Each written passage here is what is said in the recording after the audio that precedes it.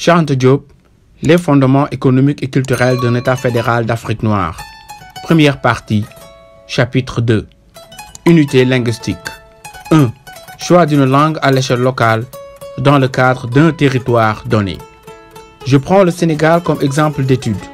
Il a fallu avant tout choix démontrer la parenté des différentes langues parlées sur le territoire du Sénégal, ce qui n'est pas également aisé, du reste, pour n'importe quel territoire donné.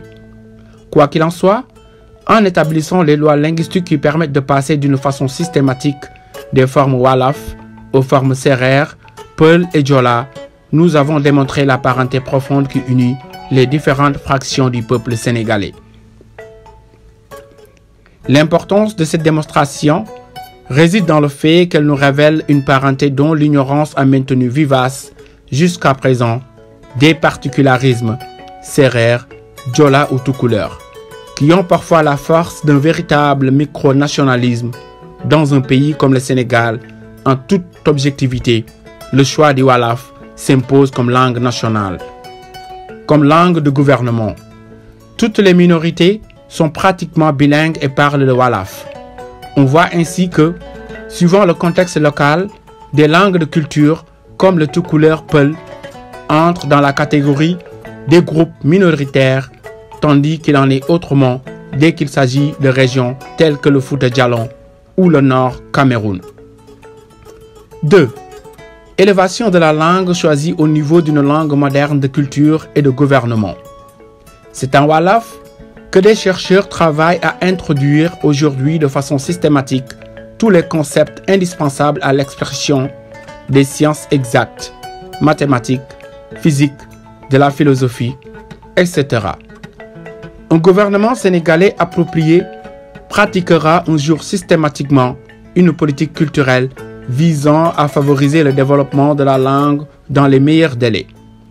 Pour ce, il sera nécessaire d'employer des moyens artificiels mais efficaces, comme la création de prix littéraires, la traduction d'ouvrages scientifiques, la création d'une commission nationale compétente pour la rédaction d'un dictionnaire académique, celle de différents dictionnaires de mathématiques, de physique, de philosophie, etc. Mais d'ores et déjà, nous devons entreprendre ce travail à une échelle plus réduite, afin d'administrer une fois pour toutes la preuve de la possibilité d'élever une langue africaine au niveau de n'importe quelle langue européenne de culture. Ainsi, les travaux qui ont été faits en Wolof dans ce domaine et qui sont poursuivis n'ont qu'une valeur d'exemple. Ils doivent être repris judicieusement dans le cadre de chaque territoire. On appliquera les mêmes critères de sélection pour le choix de la langue territoriale. On fera la même étude préalable du terrain linguistique, ethnique, etc., de manière à réduire les susceptibilités régionales. Le Wolof devra devenir le plus rapidement possible la langue de gouvernement utilisée dans tous les actes publics et politiques. Intervention au Parlement, rédaction de la Constitution, du Code, etc. Nous subissons jusqu'ici les séquelles de l'époque où il était indispensable de connaître la langue de la métropole pour être éligible à une fonction de la vie publique, en particulier à la députation. La participation au débat du Parlement français rendait cela nécessaire. Mais il est paradoxal de maintenir cet état de choses dans un État africain donné. En effet, la majeure partie de la population de n'importe quel territoire ignore encore totalement le français.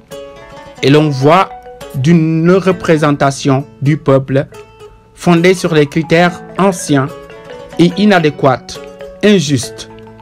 C'est presque une manière commode d'éviter aussi longtemps que possible d'entendre les véritables doléances du peuple illettré, mais non dépourvu de bon sens. 3. Choix d'une langue à l'échelle du continent. Lorsque nos démonstrations seront suffisamment avancées en Wolof, la preuve sera faite que, le moment venu, on pourra choisir d'une façon appropriée l'une des principales langues africaines afin de l'élever au niveau de langue unique de gouvernement et de culture à l'échelle du continent. Elle couvrira toutes les langues territoriales de la même façon que le russe se superpose à la langue de chaque république soviétique. Le choix d'une telle langue devra incomber à une commission interterritoriale compétente, inspirée par un très profond sentiment patriotique, à l'exclusion de tout chauvinisme déguisé. La langue ainsi choisie sera d'abord enseignée dans le secondaire, dans tous les territoires, au même titre qu'une langue vivante rendue obligatoire. Au fur et à mesure que les manuels des différentes disciplines seront rédigés en cette langue, que les programmes du secondaire et du supérieur y seront intégrés, elle se substituera dans l'enseignement officiel aux anciennes langues européennes comme support de notre culture nationale moderne. Ainsi, les langues européennes ne disparaissent pas de notre enseignement, mais elles tombent progressivement au rang de langues vivantes facultatives au niveau du secondaire. De cette façon, le ressortissant d'un territoire donné est obligé d'apprendre et de parler couramment la langue continentale, mais il a la faculté de recevoir l'enseignement secondaire et même supérieur dans sa langue territoriale. Les écrivains et artistes noirs, lors de leur congrès à Rome, Pâques 1959, et La Fayence, lors de son séminaire de juillet 1959 à Rennes, ont adopté officiellement cette position. Pendant la période transitoire, on continuera à pratiquer les langues européennes. Mais il faudra éviter de rendre durable cette situation. Cela conduirait à faire de l'Afrique une macro-Suisse. Il n'est nullement plus pratique de préconiser l'usage simultané du français, de l'anglais, du portugais, de l'espagnol et de l'afrikaans. Et pour quelle raison préconiserait-on l'usage exclusif du français ou de l'anglais? Nous devons être extrêmement circonspects à l'égard des tentatives discrètes de saxonisation de l'Afrique noire, compte tenu de l'étendue des territoires de colonisation britannique. L'effort conjugué de l'Angleterre et des États-Unis surtout tend à bouleverser les habitudes intellectuelles et à amener ainsi les anciennes colonies françaises, portugaises, etc. à opter pour l'anglais de manière que l'unification linguistique se fasse à partir de cette langue. Mais l'unité linguistique sur la base d'une langue étrangère, sous quelque angle qu'on l'envisage, est un avortement culturel. Elle consacrerait irrémédiablement la mort de la culture nationale authentique, la fin de notre vie spirituelle et intellectuelle profonde, pour nous réduire au rôle d'éternels pasticheurs ayant manqué leur mission historique en ce monde. D'autre part, l'hégémonie culturelle, économique, sociale et même politique anglo-saxonne serait définitivement garantie en Afrique noire. C'est pour cela que nous devons être radicalement hostiles à toutes les tentatives d'assimilation culturelle venant de l'extérieur, aucune n'étant possible à l'exclusion de l'autre. On pourrait penser qu'il revient au même pour un Africain qui parle wolof, par exemple, d'adopter le zoulou ou l'anglais ou le portugais. Il n'en est rien. Un Africain éduqué dans une autre langue africaine de culture quelconque qui n'est pas la sienne est moins aliéné, culturellement parlant, que s'il l'était dans une langue européenne avec perte définitive de sa langue maternelle. De même, un Français éduqué en italien serait moins aliéné que s'il l'était en zoulou ou en arabe avec perte définitive du français. Telle est la différence d'intérêt culturel qui existe entre langues européennes et africaines et que nous ne devons jamais perdre de vue. Il ne faut pas considérer les langues européennes comme de riches diamants enfermés sous une cloche et dont les brillants reflets nous aveuglent. L'attention doit être fixée plutôt sur le processus historique de leur formation. Notre raison devient alors créatrice en s'apercevant que de telles voies sont praticables par tous.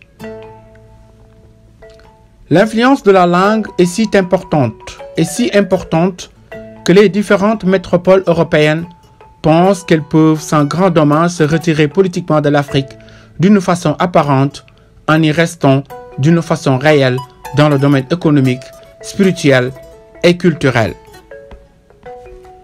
On envisage, dans cette dernière perspective, que l'ancienne colonie gardera officiellement la langue de la métropole.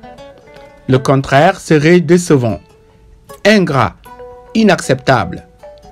Tout ce qui précède prouve qu'un tel dessein est impossible à réaliser, mais que les anciennes colonies n'en continueront pas moins à apprendre les langues de leurs anciennes métropoles respectives dans le cadre de l'enseignement secondaire.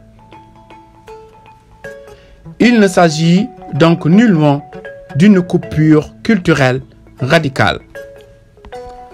En se fondant sur notre indolence intellectuelle et les difficultés énormes à vaincre pour maîtriser la mosaïque linguistique africaine, certains observateurs européens sont persuadés que nous ne serons pas à la hauteur des circonstances, que nous serons incapables de dominer une situation qui exige tant d'énergie humaine, tant de lucidité intellectuelle, tant de pensée créatrice. Si leur attitude ne va pas jusqu'au ricanement, ils n'en sont pas moins convaincus de la faillite de la culture africaine. La capitulation culturelle est un fait acquis, compte tenu de notre ignorance des problèmes vitaux, qui n'épargne même pas certains responsables politiques. Indépendance politique, dans une certaine mesure, oui, pense-t-il maintenant. Mais rien de ce qui fait la grandeur des nations modernes dans le domaine de la culture nationale et même de l'infrastructure économique ne saurait en fin de compte exister chez nous. Par contre, ils s'attendent bel et bien à l'apparition et au maintien de cette mixture culturelle et ils entendent déjà retentir à leurs oreilles les expressions pseudo-dialectiques par lesquelles on tentera de légitimer un tel état de fait au nom de l'efficacité, du progrès, de l'unification planétaire, etc. Notre génération n'a pas de chance, si l'on peut dire, en ce sens qu'elle ne pourra pas éviter la tempête intellectuelle, qu'elle le veuille ou non. Elle sera amenée à prendre le taureau par les cornes, à débarrasser son esprit des recettes intellectuelles et des bribes de pensée, pour s'engager résolument dans la seule voie vraiment dialectique de la solution des problèmes que l'histoire lui impose. Cela suppose une activité de recherche au sens le plus authentique, des esprits lucides et féconds, capables d'atteindre des solutions efficaces et d'en être conscients par eux-mêmes sans la moindre tutelle intellectuelle. C'est la conjoncture historique qui oblige notre génération à résoudre dans une perspective heureuse l'ensemble des problèmes vitaux qui se posent à l'Afrique. En particulier, le problème culturel. Si elle n'y arrive pas, elle apparaîtra dans l'histoire de l'évolution de notre peuple comme la génération de démarcation qui n'aura pas été capable d'assurer la survie culturelle nationale du continent africain. Celle qui, par sa cécité politique et intellectuelle, aura commis la faute fatale à notre avenir national. Elle aura été la génération indigne par excellence, celle qui n'aura pas été à la hauteur des circonstances, contrairement aux apparences, le choix d'une langue continentale unique qu'il suffirait à n'importe quel étranger d'apprendre, qu'il soit français, anglais, russe, indien, chinois, japonais, allemand, hollandais, espagnol, portugais, italien, etc. pour pouvoir communiquer avec n'importe quel Africain de n'importe quel coin du continent noir. Conduirait donc parfaitement à une simplification de nos relations avec le monde extérieur. Les relations internationales, au lieu de s'en trouver compliquées, comme on le voit, seraient plutôt facilitées. Fin du chapitre 2.